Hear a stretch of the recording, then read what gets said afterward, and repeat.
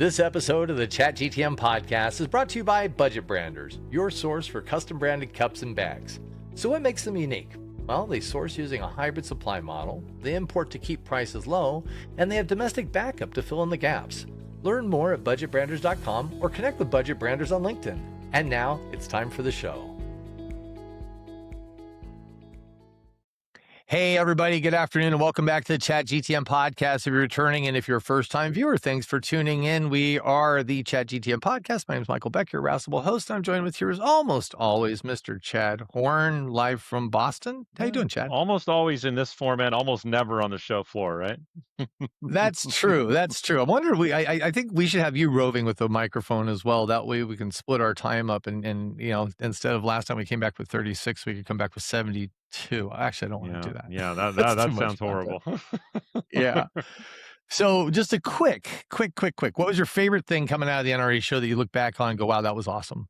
The quantity and quality mix, right? And I think that was a function of some, experience and smarter decisions, like not going out to all the late night parties. And, I felt good about, the magnitude of quantity and quality of content we got out of that show. Yeah, I would say there's a twinge of guilt. And I missed the branded party. I'm sorry I didn't go to that. And actually, one of my friends I wanted to catch up with, Kyle Welch, was there, who I hadn't seen in years. But there's the wisdom of getting up in the morning and having enough energy in the gas tank to make it through a day of 35,000 steps. That's right. And honestly, you knew I was going to lose my voice already. Had I gone to the branded party, I would have lost my voice altogether, and Vito Corleone would have been back on the scene. Yeah. So today we are joined by, I don't know how to describe Fred. Fred is a friend. I view him as a indirect mentor, somebody I watch in the marketplace, somebody I care about, somebody whose opinion matters. Fred, I met him years ago when I was working at Expient with our good friend Christopher Siebes.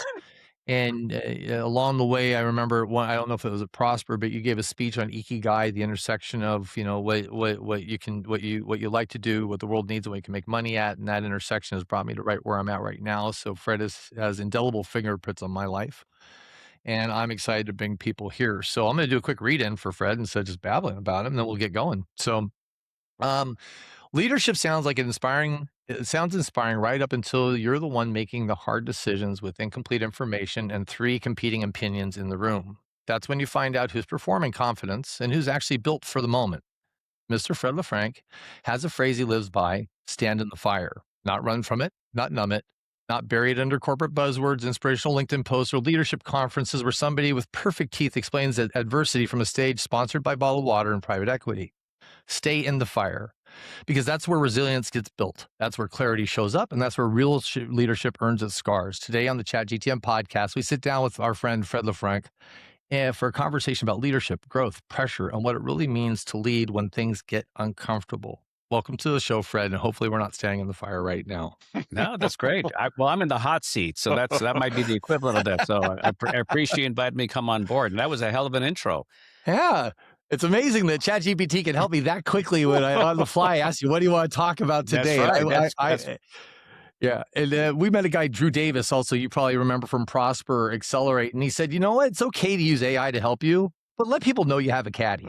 Let them know that you have a co-author. Let them know you have a co-writer, because 1, if it goes bad, you can blame it. Yeah. And 2, you'd have somebody helping you. So yeah. You're still there, right? Hello? We lose you? I don't know. Your audio just got jacked up. Yeah. Ahead, Chad.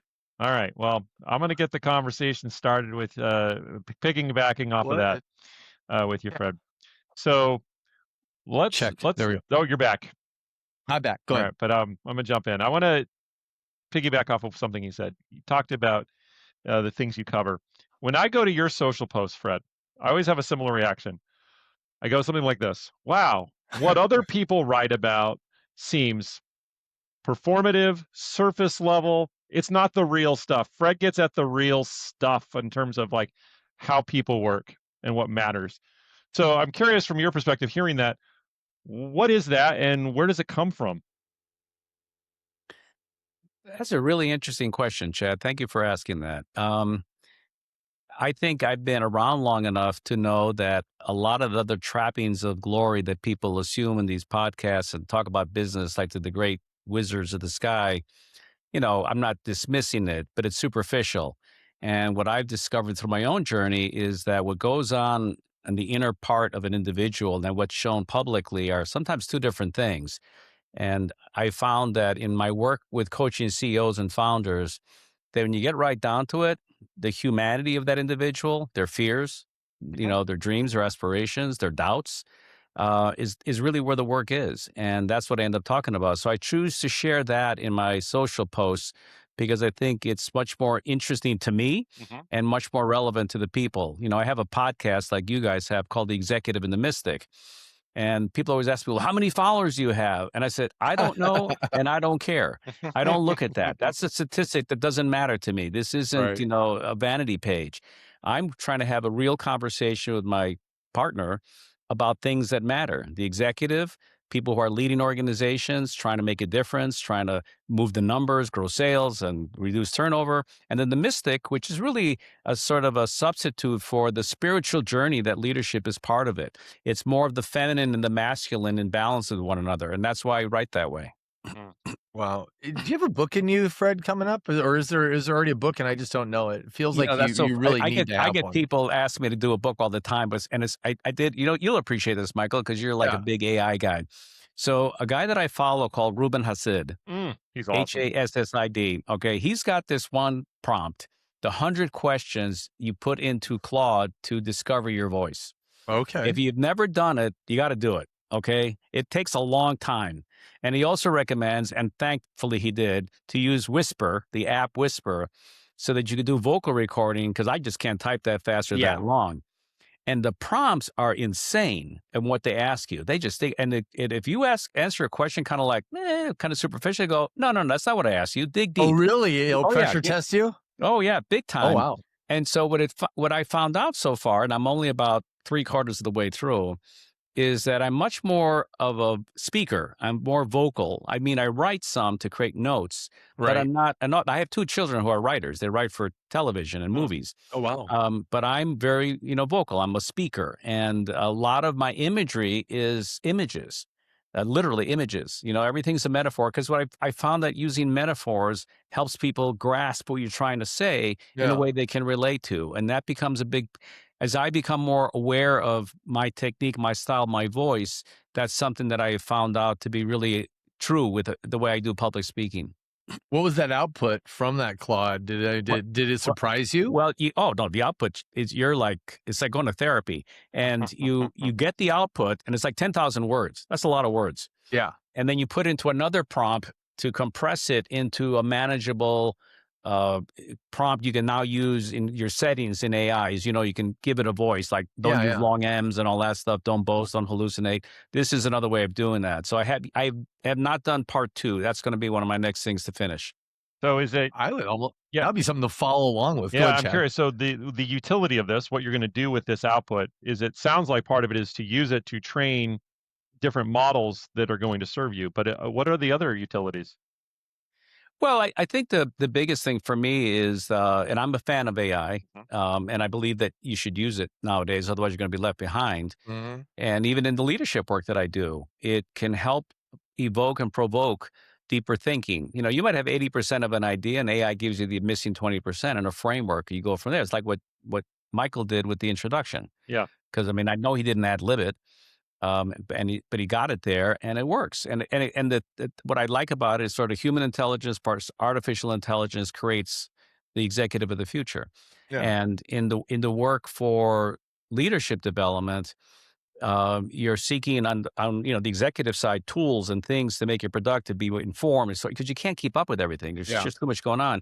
And the mystical side, the idea of being calm, possibly a mindfulness practice, a meditation, or if you're religious, a prayer to sort of just still your mind and let things come to you.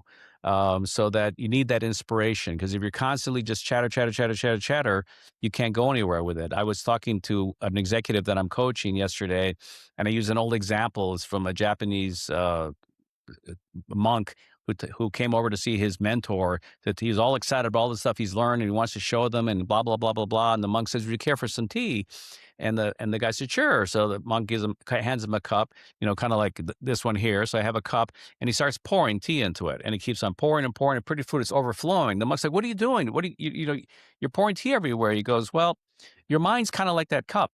When it's full, nothing new can come in. You have to have an empty cup in your mind in order to be able to Mm. receive new information." What a great metaphor. That's a great metaphor in terms of the mental stance one should take, especially in leadership, Yeah. to keep an empty mind. When I work with CEOs and I go with them into their senior leadership teams, and then several, not all, some come in and they immediately start saying, "We're going to do this, we're going to do this, we're going to do that." And then, "Anyone have any thoughts?" None, silence. And I Right. grab them, I go, "You know what? You got to speak last.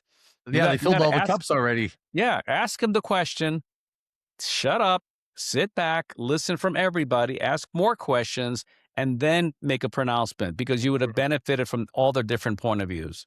Mm. So you'd mentioned before we hopped on this call, and I used that briefly during our read in about staying in the fire. What was that conversation that I in my head it's a TED talk, and I have some big letters on screen, but tell me about what that conversation was. Well, I was on Necker Island a couple of weeks ago. It's where Richard Branson lives. And there's a conference that I've attended now for 3 years in a row, and we have to Wow. give a presentation. So I've done it for 3 years in a row. And in my own journey going through that, I mean, I'm not talking about anything that I haven't gone through. Right. So staying in the fire was because I found myself at times trying to figure out, because the way life works is that you're thrust in a situation, you're going to make a choice between two opposing forces, what appear to be opposing forces. I mentioned to you earlier in business, in restaurants, you want to have great food costs, you want to have great food, you want great service, you want to have great labor. Well, you want both. And it's Right. a balance between the two. And what I ultimately learned is that instead of trying to choose one or the other, you choose both. You stay in the fire. You stay in the middle of that. And your greatness as a leader comes by the balance between what is initially opposing forces, but you as a leader need to integrate. You don't have to choose one or the other. You choose both and you make what you need. So for example, the executive side of you needs systems. The mystic side of you needs surrender. Mm. And I've learned in my own journey that you can give up control and you actually gain control. That's the paradox.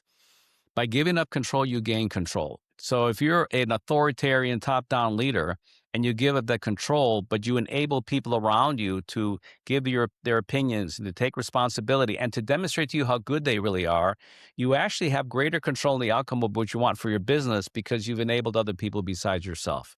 Mm. That's a good example of the paradox. And it's also when you work as a leader, okay, you guys just came from a conference I died at. Okay, typical cocktail talk. "How are things going?" "Oh, it's great." Great. It's business. Fantastic. Right. If you say, "What's keeping you up at night?" "Oh, I got a few things," but there's never an honesty. And I was at Prosper Forum last year. This one woman spoke, and she had one of these things where she prompts you on Liz the. Bohannon. Okay, you know what I'm talking about, right? Yep. I was Okay, gonna go into that too. So this is okay. great. So she puts out there and says, write down, because this is all anonymous, Mhm. what are the things that are really bothering you right now in your personal life? Because you'll never talk about them at a cocktail party. Blew my And mind what people wrote. oh my God, oh my God. I mean, Yeah. divorce, cheating, I illness, I have loss of no a family. friends. I'm so alone. I'm Yeah. broke. Yeah. Like, I and this is mean, a room full of the highest performing people in the industry. exactly. I mean, and that right there, I said, that's it. That's it. That's the whole point. And so for me, when I'm working with a leader, those are the things that I want to talk about. Yeah. My journey included, in 2020, right before COVID started, getting diagnosed with prostate cancer and then going through the surgery in April, right at the beginning of COVID as well, when the hospitals were shutting down, Yeah. everyone was terrified. It was not pretty. And Right. then being told, by the way, you have a 98% chance that it's going to come back in a few years. Oh, great, thank you. Okay, and then going through that, then coming out of that, and then 3 years later, sure enough, to the day, bingo, it comes back. Oh, wow. And all of a sudden, I'm like, whoa! And when I talk about staying in the fire, the things that you think are important, change dramatically Mm. because you might be thinking about your P&L, your bonus, or this, or that, and so forth and so on. You get a diagnosis like that, and all of a sudden, Yeah. what becomes most important is your family, your Yeah. kids, your grandkids, your loved ones, your friends. That changed the priority. And the other realization for me was that I didn't want to be a victim of this. And I sort of have an image of sitting with an empty chair at an open window saying that I was chosen to have this experience. I'm not a victim of it. Yeah. And I always tell people I'm grateful that my body got cancer because I didn't get cancer. My body Right. got cancer. I don't own it. And therefore, if my body got it, I can do things to have my body get rid of it, which I did. And fortunately, I'm blessed right now. My body's in remission. Awesome. But what it gave me, it turned out to be this incredible experience. I've been to India twice. I've gone to multiple meditation seminars. My meditation practice has improved. I've had experiences with people that have been so lovely to me and so kind and generous that I would never have had without it. So I'm very grateful that my body got cancer. And I feel very transformed. Doesn't make me some sort of guru, doesn't make me very special. It just makes me more human. And what I'm trying to do with the leaders that I work with is to help them get their humanity in alignment. All of us have the same qualities available to us. We have our head, our heart, and our gut, and they need to be in alignment when you make decisions. But a lot of us don't have that. A lot of Yeah. people are very Yeah. cerebral, they're very logical, and they forget to engage their heart. Well, you engage your heart to have empathy, empathy and self control for yourself, and empathy for the people around you, social awareness. That's part of emotional intelligence. Your gut is the safety zone. That's what checks if things feel right. Right. And each center in our bodies have a brain, have their own mind. And when you begin to understand that and align with it, holy cow, it's really powerful. And that's what coherence is. When you engage your head, your heart, and your gut, when you're making a decision, all of us have gone through stuff, right? All of us. And we have things that just are jarring. I may have had illness. I've also gone through divorce. Michael, I know you have. You I know, literally wrote that in Liz's thing. I'm getting divorced. That was yeah, what was on my yeah. screen. Okay, You exactly. know? And that Yeah. sucks. And for many people, Michael, you're different. You're very public about that. I'm very private about that. Yep. I've become more public about the cancer because of what it's done for me, because I wanted Yeah. to be of service to others. But when you go through that, that's transformative. And then you got to go manage your business. Then you Yeah. got to go take care of shit when you got all this turmoil going inside of you. And to me, it's sort of like, so there's something wrong with that when you got to pretend so much out here when on the inside you're just crying inside. And Yeah. there's a way to balance that. I'm not suggesting you show up in the office to start crying. That's not what I'm saying. Right. What I'm saying is that get control of yourself, get in alignment with yourself, be kind to yourself, and then step into your role, because these are roles we're playing, in a way that the inside and the outside match more coherently. They're not in complete opposition, because we've all met people that you just know on the outside it's all kind of fake. This is the Instagram life people have. Oh, Yep. everything's great. I got a Bentley. I got this, and I'm Right. sitting Right. here. But you spend time with them, you realize the relationship's a mess. They're miserable, things like that. And that I don't think is necessary. I think we could actually be at peace with ourselves and at peace with the world. One more thing before we move on from that. So when Liz was talking about that, it was, she went into the idea of the blue zones, right? And the commonalities between longevity and diet, which Yep. was one, and the other one was community, right? That's what, and she was saying, hey, you should build your own circles. You should have people you can talk to. And part of what we do, and when we're in leadership capacities or however we're out in the public, we carry this armor of ego, and it's hard for us to sometimes just to disclose the realities of our lives, right? To our peers, we don't want to appear weak. To our families, we don't want to appear vulnerable because that could scare them. To our employees, most definitely. And what I'm starting to notice is it's hard to find people to talk to. In fact, Jeff Alexander at that same show said, "Hey, Beck, careful who you take advice from. Everybody's got an agenda." Mhm. And I think that's an interesting notion too. So marrying this back to AI, I've noticed that people are starting to use AI as their anonymous listener, somebody they can just dump to. Do you see there's value in that, being able to unload to this thing that has no agenda, well, that we know of, Well, and will listen? they've got apps like that, and Yeah, a yeah, friend of mine use it. I would be cautious with that. I mean, AI is intelligent, but it's not wise. yeah. Okay, AI has opinions based on other people's thoughts because they Mhm. absorb it from everybody else, Yeah, but they lack the judgment to understand your current situation. Right. I think there's a lot to understand to help you understand the condition and the process to move through it, but I'd be cautious about it having to become your advisor, your counselor, your soulmate. Mm, It is a machine, and it's just regurgitating facts. true. But there's, if you want a friend, you want a friend that you can pick up the phone and call and say, "Look, I'm really troubled. Something's really hurting me, and I just want you to listen to me." And a good friend will just listen to you. Not going to offer advice.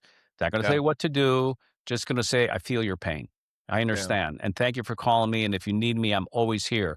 Conversely, and not, I'm not saying this as a holier than thou. I've had a couple of friends that have gone through some horrible circumstances, and I made a commitment to call them every single day for at least a month or longer if they needed it, just to check in and see how they're doing because they were just so broken. And all of us experience ego death in life. That's part of growing as a human being. Yeah. But some people experience ego death, but some people also go through some really horrible emotional challenges, physical accidents, things like that. They get debilitated. And, you want to be present for them, be present as a human being. Now, they might talk to AI and say, "What can I do to get rid of my pain?" Fine. But it's not going to be the same as a human being where your two hearts are resonating with each other, saying, "I'm There's here no for you." soul there. Yeah. Yeah, Yeah. exactly. Yeah. So you got to be Thank careful you. what you substitute. But that's how people substitute real life for Instagram and Facebook. Right. Chad? Fred, with standing in the fire and the need to do that, what is that a counterpoint to that a lot of people are inclined towards, right? What is and what's holding them back from standing in the fire instead? I think there's the need to find a solution. We're very, organized that way in our society. You got to find answers to the problem. What's the problem? Find the answer, you implement, and so forth and so on. And that's true. That in many cases, that's true. It can be resolved. But some things just can't be resolved that easily. I think that's part of leadership. You know, Leadership is not something to be solved. Leadership is something to be experienced and to grow within. I can look at founders whose job title has never changed. They made founder slash CEO, but the jobs changed dramatically Yeah. because they grow the company, the environment's changed. There's a lot of things that are moving on, and they must change along with that environment, or else they're going to become obsolete. I've seen many founders not make that break through that, kind of jumping the chasm that they talk about in technology, where they now now they go from just a founder with the sole originator of ideas to a person who cultivates all ideas regardless of the source. That means you give up your ego to be Mm, the guy, the genius. You start saying, "Hey, wait a minute, I want to hear from you." I get the good fortune early in my career to work with Richard Melman. Richard Melman is a great example of that. He was great, great restaurateur, but boy, he knew how to pull the best out of people. And I was 19 when I started working for him, and he sent me to his therapist at 19 in Chicago. That was a long time ago. You didn't go to therapists. right. That was considered kind of odd. But he was very much into self-improvement and self-awareness. Larry Cano, the founder of El Torito Restaurants. A lot of people don't know him because he was very shy about publicity, but he built a great restaurant empire. A lot of great people came out of his organization. He's another one who tapped on people and cultivated them. He did that for me at a very young age and exposed me to the world in a lot of ways. I will never forget him for that. It was a gift. And so you see those people who can make that transition, then others who can't. Mm. In your experience, Fred, where do most ambitious people accidentally abandon themselves, while chasing success? Well, they look for external validation and press clippings and podcasts and things like that and figure I'm as great as they say I am, and they may forget their family. I've been divorced, and I take responsibility for that. Yeah. I ignored my primary relationship. I wasn't necessarily in thirst of greatness. I was just trying to get my job done and Yeah. hopefully, keep the job, right? You still gotta, make money to pay for mortgage or rent and food and stuff like that, but I wasn't mature enough to understand how to. That's the example of balance. I Mhm. chose one over the other too much. It's a pendulum that swings back and forth, and you Yeah. have to know when you got to put the pendulum back. I think what I always consider leadership hell is when you're at home thinking about work and when you're at work thinking about home. Wherever you're at, be present for that, and then get it Right. done, and then move on. And it's not easy. I'm a recovering workaholic in that regard. Am I on my phone too much? Yes, just ask my wife. But I try and be conscious of that to make sure that it's something that I'm aware of, and I can ask for help in that. Say, Mm. please help me with that. If I'm too caught up in something, please make me aware again so that I can make a better choice. Sounds like you have clear channels open to say it's okay to tap me when these moments come up, though. Absolutely. Yeah. Chad? So, Fred, one of the two-word descriptions of you that you've used and I've heard many times is chaos strategist. What is that? That is a term that I came up with years ago. I hired somebody to Mhm. actually work with me, and she interviewed me in depth. You know, you ever meet people say, "Well, tell me your life story," and you're like, "Okay, here's 30 seconds." She goes, "No, no, no, no, no. I want to hear your life story." It took a long time. And she started making observations about how in my life, from a young age, I'd be thrust into these crazy situations, but I somehow managed to get into them, find a way to get out, and go from surviving to thriving. And she pointed it out to me. No one had ever done that. I was like, damn, I didn't realize it was a different perspective. She really gained the advantage of perspective change. And then she finally realized that she goes, you know what? Your gift is to bring order to disorder. You can go into crazy situations in companies, whether they're growth companies or companies in decline, because like those are my two clients. They're going up or they're going down. If they're fine at the top, they don't need me. And you're able to go in there in a chaotic environment and see a pattern because I have a knack for pattern recognition to help guide them through that process. And ultimately, it came out to be chaos strategist. And she goes, and keep in mind, there are millions of CEOs, but there's only one chaos strategist. And it was an odd thing when I finally assumed that moniker and I put it on my email and did the first send. It felt so weird, but then I kind of grew into it because it ends up I get really good conversations as a result of it. Because tell me that the world has not gotten more chaotic. You know, we're a tweet away from disaster, Oh my and so god, yeah. being having comfort in chaos, which I do. My wife will attest to that. When things get crazy, I get very quiet, very still, because I'm busy trying to absorb everything going on in the field, Mhm. and then make a move. Um, so looking back, were there moments where life was teaching you something important, but you were just, I don't know, too on fire to see it, and it kept tapping you on the shoulder? Because I've had these recently where I was like, "Excuse the language, shit, it's been there all along telling me I need to pay attention." Oh, I think we all go through that. We Yeah. all go through that. That's why the ability to sit in quiet stillness and reflection allows you to sort of get the message. You know, there's the idea that prayer is supplication, but meditation is listening to the Mm, voice that's coming to you. And I have a slightly woo-woo theory that when you are working on self-awareness and you're trying to understand who you are, what motivates, what drives you, because we don't know. It's hard to see the label from inside the jar. You right. know, it really is that at one point, if you get the glimpse, you get a glimpse every now and then because self-awareness is not a permanent state. You know, the people who get into the permanent state sadly get crucified. But the people, those of us who are human trying to do that, I say it's like you meet your inner angel. You meet the side of yourself that is the true you, that is not the artificial ego with the title, the positions, your gender, where you came from, and all that stuff is just the part of you that is inside of you that knows you better than any part of you knows, but you don't know it. And that's the awareness is to have that. And so the tap on the shoulder, to your point, Michael, is always there. In fact, sometimes it takes a 2x4. Okay. It takes something really intense to finally make you realize, oh shit. You know, where did that come from? Well, yeah, Yeah. it's been pop, pop, pop, pop, pop, and then finally he said, okay, you're not listening to me, so whack. Newtonian physics kicks in, right? Yeah, Object in well, motion, equal that's opposite force. yeah, that's the ego death, right? That's the Yeah. ego death. When the and ego death means that the image we have of ourselves, which is false, dissolves or is destroyed, Yeah. and then we're left with what? What am I left with? Oh, I'm left with me.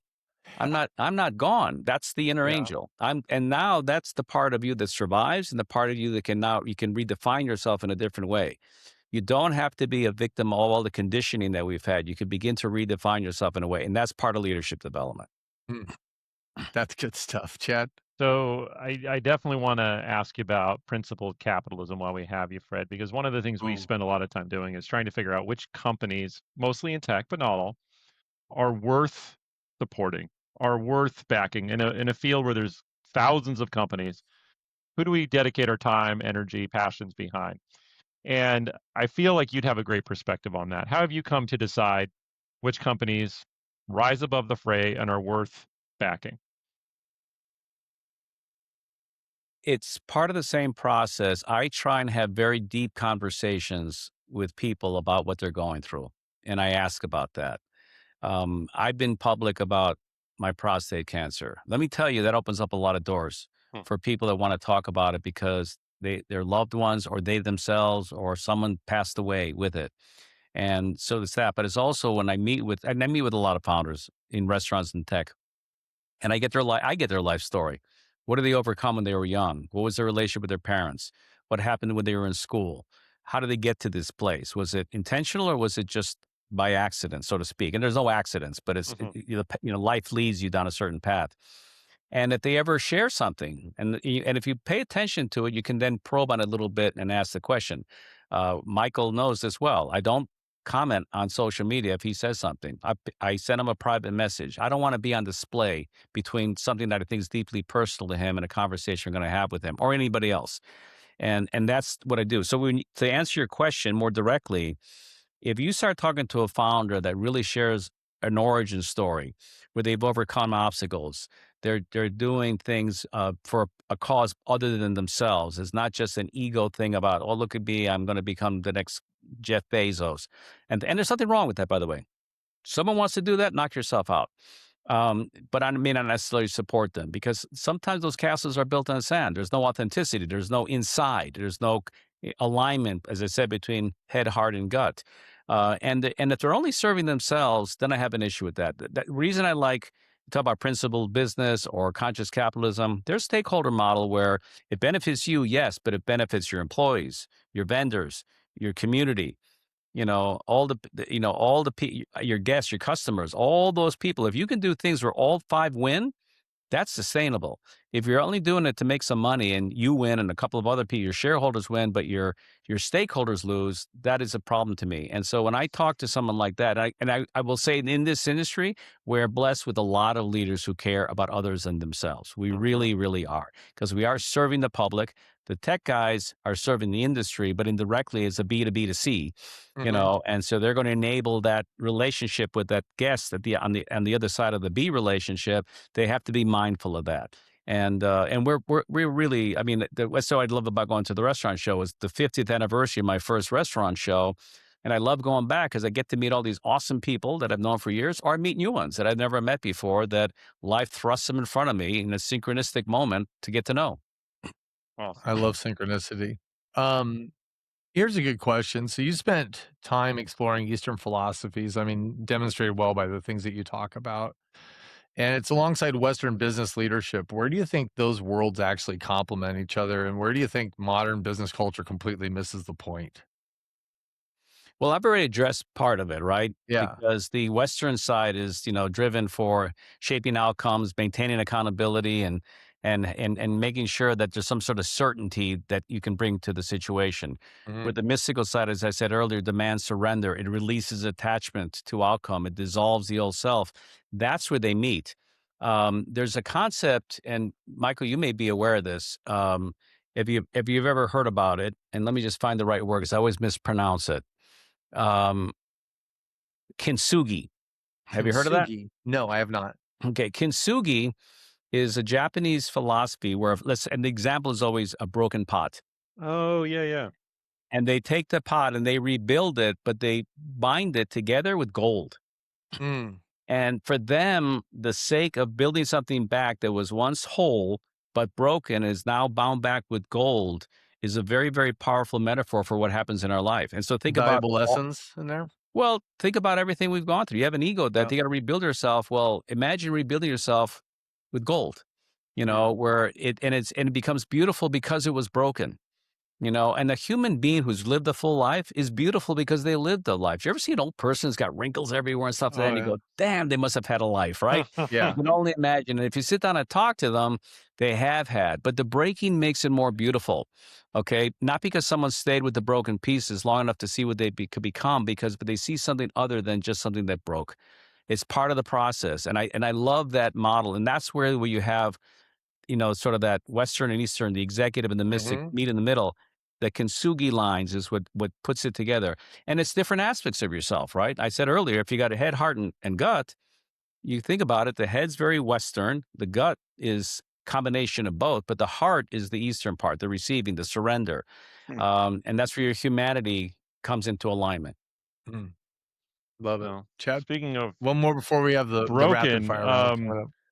last year, 42% of restaurants didn't turn a profit. And I'm curious, since you've been around to see multiple phases of the industry, what does that mean, right? And what are some like risks or opportunities, that we should be looking at the industry through when it's in a bit of a crisis state right now? Yeah, it's a restaurant recession for sure. I think the simple answer, and not easy to do, is that we need to learn as restaurateurs how to add value into people's lives. Okay. How to add value to our guests' lives, Hmm. how to add value to our employees' lives, back to the stakeholder model, how to ultimately give a return to shareholders, how to make sure that our vendors are true partners. And if you take that approach, I have found that everyone conspires to support you in that. No guest is going to resist being treated with dignity and respect and kindness. That's what they really want. It's not the deal. Yes, you can motivate them by price, and that's important. Chili's did a great job with price certainty, and I applaud that. They did a great job reconfiguring their business to establish more price value. But more importantly, what I always do when I go into a turnaround is I immediately go look at the guest journey. What are they doing? What are they delivering to the guests on a consistent basis? And is it consistently bad or consistently poor or consistently good? If they're in trouble, it's not because it's consistently good or great, right? The great brands are doing that. Then I look at the employee journey. What are they doing for their employees? Because ultimately, the employees are the ones serving the Mm. guests. And that journey, quite frankly, in many restaurants is bad. You hear a lot of companies say, well, our people are our most important asset. Really? Okay, show me your pay. Show me what you're Right, paying them. Show me your bonus plans. Show me their right. work conditions, what they're trying to do. And it leaves a lot to be desired. And it starts by how you hire them. Tell me about the hiring experience to make them feel special that coming to work here means something Onboarding. significant in their lives.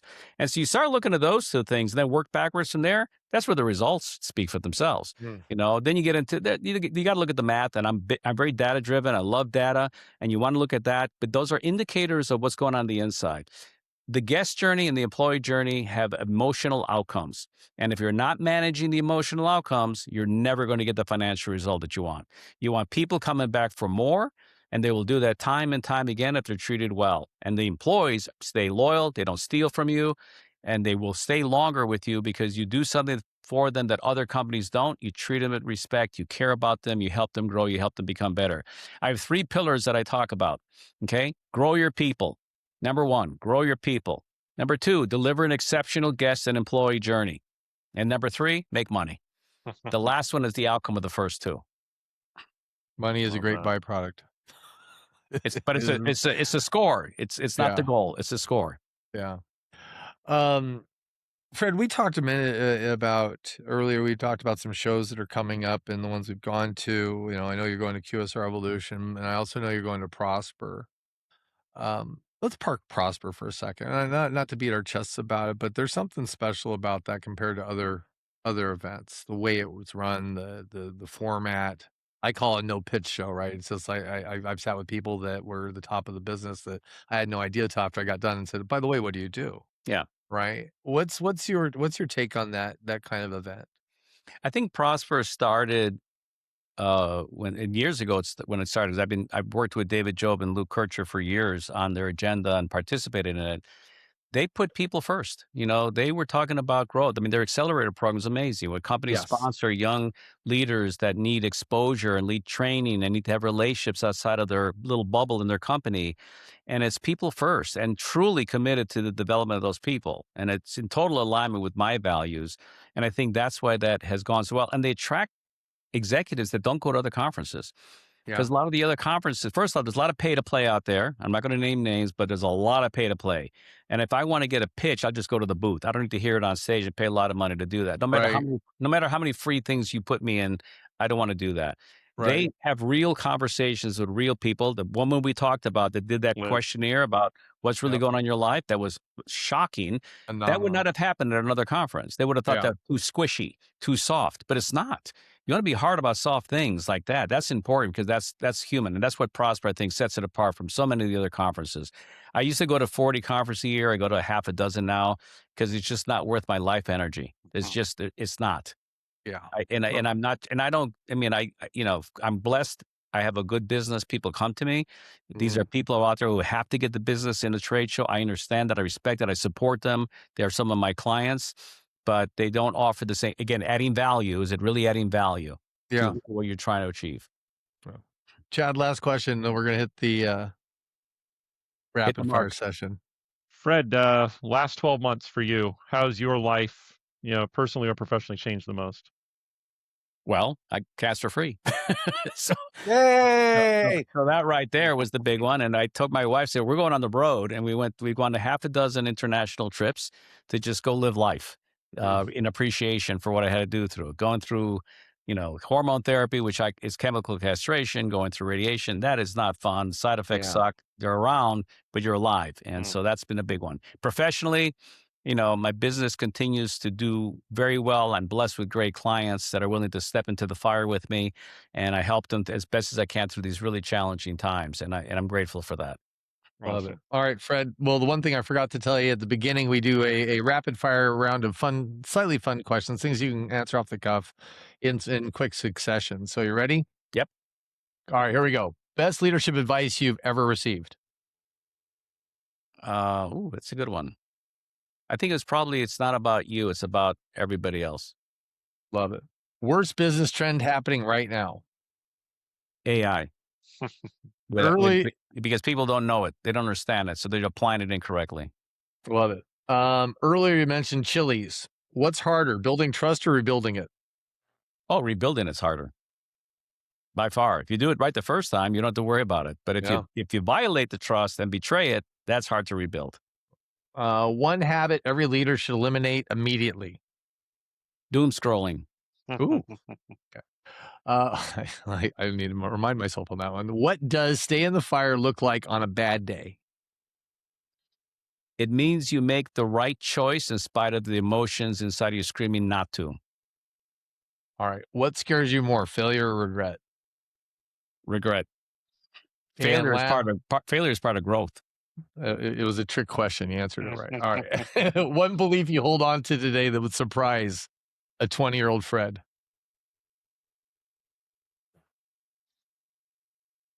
That the experience of learning and growing in life never ends. I like that a lot. Fred, it's always such a treat to talk to you. I'll be honest. First time I met you, scared the shit out of me. I'm like, this guy. Oh, he's untouchable. He's so wise and a little bit stern. So if I'm in your classroom, I can see why that look would cross your face. But I have grown to love you, Fred, over the last few years, and since we started this business too, and you stepping up to help us. But there's so many things that you bring to the table. You bring a vulnerability while still bringing bringing this accountability and strength. There's something that I understand why people gravitate to you. I understand why people listen to what you have to say, and I wouldn't be surprised if I climbed a mountain in Tibet where you'd be sitting there waiting for me in a lotus position going, welcome, Michael, I've been waiting for you this whole time. I appreciate it. It's very kind of you. It's very kind of you.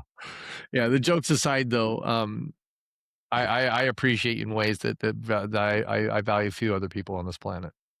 Well, thank you. You're the feeling's mutual, and you're blessed to have a great partner with Chad. Yes, I am 100%. I tell people that all the time that not many people could deal with my crap. Yes. I'm going to send you a Purple Heart. Keep up the good work. Love it. Well, everybody. Oh, last thing, Fred. We did talk shows. If people do want to run into you in person and see you, I know you mentioned you were probably going to be at Prosper and QSR. Prosper and QSR, right. And of course RFDC in November. All right. And then for those that were lost in the journey of all of our deep talks, if somebody is feeling something or in a certain place and they have a business, why would they reach out to you? What should people think about engaging you with to get your expertise and help? Yeah, with no obligation. It's just to reach out and share their experience, what they're troubled with, and I might be able to ask questions that they can answer jointly that will help them understand it better. That's all. Beautiful. Well, everybody, this has been Mr. Fred LeFranc with Results from Strategy. I'd say he's also a humanist, a little bit of a guru, a alchemist in his own right, and just a damn good friend. So for everybody, thank you so much for joining us today. Fred, thank you for sharing some of your time and wisdom with us. And as always, Fred represents this quite well. Our saying here is random act of kindness, sprinkle that stuff everywhere. You never know whose day you're going to make better, just like Fred made our day better by being here with us. So thanks for joining us, everybody. And this is ChatGTM sign off. We'll see you guys in the next one. Bye. Take care, guys. Thank you.